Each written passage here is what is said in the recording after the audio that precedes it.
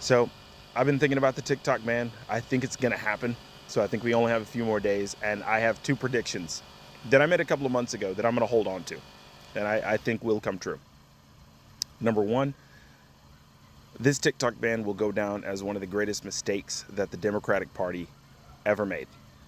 They are losing one of the biggest vehicles they could use to mobilize young voters to their causes and to organize young voters to get behind them.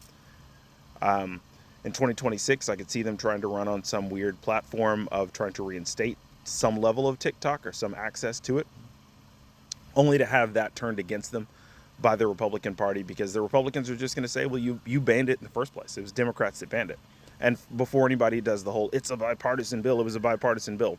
It was a bipartisan bill that was signed onto and supported by a Democratic presidency.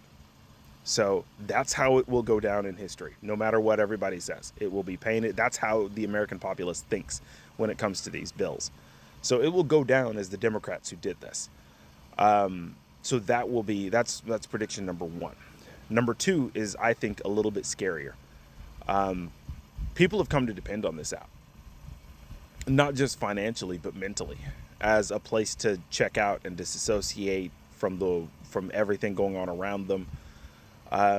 Mentally, they this is where they network, where they communicate, where they commune, and build communities. You look at things like book talk and political TikTok and black TikTok, and you see all these communities that have formed, and people are about to lose those communities. So I think in the next few weeks, if not few months after the TikTok ban is instated, you're going to see some people crash out in horrible ways, because they are losing a community that they have come to depend on. Like this app blew up during the pandemic, during the lockdown, and we are right now potentially facing a potential second lockdown because of this whole bird flu thing, if this gets out of hand, and it probably will. And if that happens and people do not have a TikTok to go to, because let's face it, Reels, even YouTube Shorts, none of these avenues are the same. They just don't do it. You're going to see some people crash out. And that's infinitely scarier to me.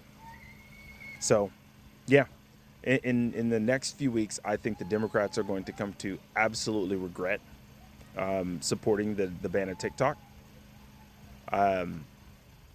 And they're doing it simply because AIPAC told them to. That's the weird part.